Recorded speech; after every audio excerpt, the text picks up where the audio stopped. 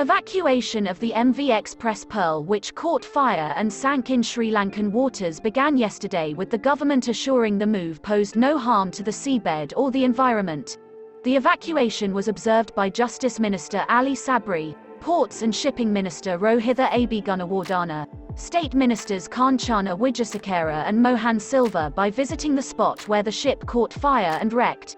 During the observation visit, the Justice Minister said that the evacuation of the ship will be carried out in several stages as soon as dispersed cargo from the ship due to the fire is removed.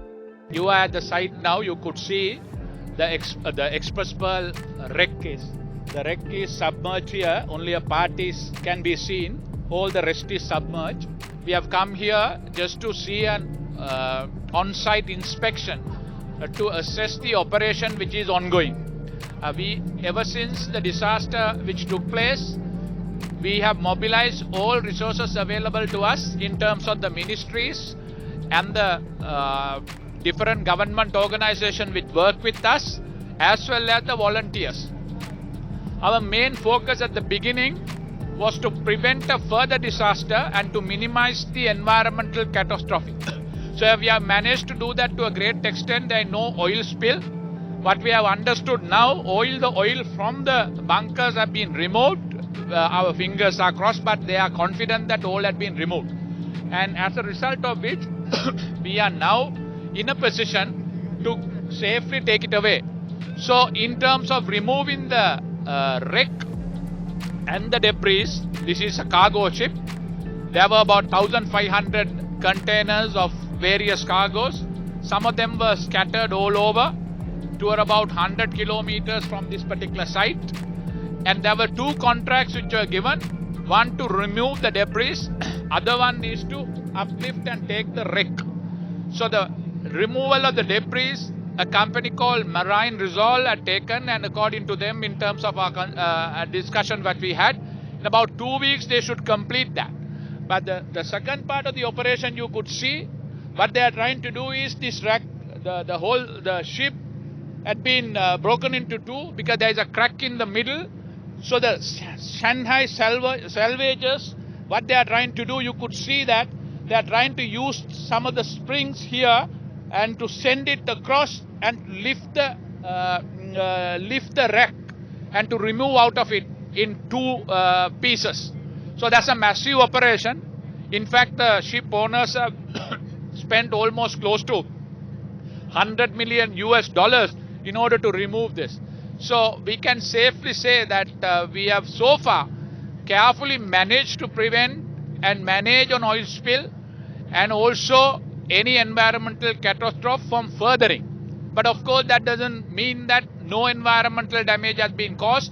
Severe damage has been caused, but our priority is to prevent that and arrest that. Once it is done, we are also in the process of submitting a claim for damages. The biggest claim would be for the environmental damages and marine environmental damages. We are in the process of assessing that. The Honorable Attorney General is leading that, along with MIPA, NARA, Ports Authority and other relevant ministries. So as far as the compensations are concerned, so far we have received close to, for fisheries alone, $3.75 million. So accordingly, we are working to divide amongst the people who are really affected, and we have already got the support and the consultation of a leading legal firm in Australia to advise and assist and support the Attorney General's team, because this is a specialized kind of a litigation which we don't have the expertise in this country.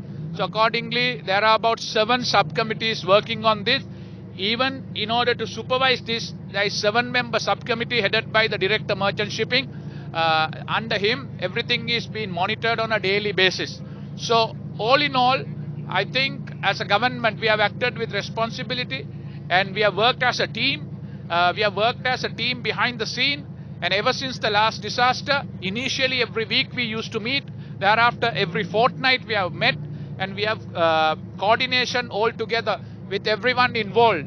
So we just want to tell the public, as the government of Sri Lanka, we take responsibility, our prime responsibility to protect our country, protect our environment. We are dedicated to do so, and I am sure with the teamwork we should be able to do it, and we will continue to pursue our claim, which will be the biggest will be for environmental damages which are caused.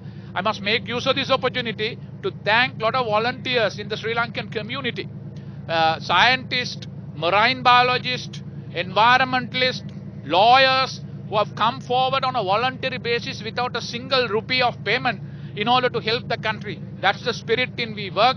So what we are trying to do, make use this as an opportunity to learn from this also, like a lessons learned, and we'll establish a marine protection authority. Laws have been and we are also passing new laws. We are looking at it, and convention, so that we become a very efficient regional port and a hub of international standard.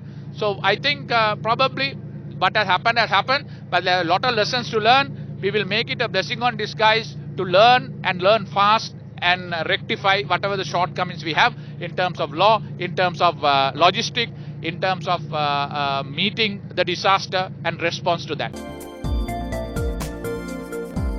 For more latest news, subscribe to FTTV.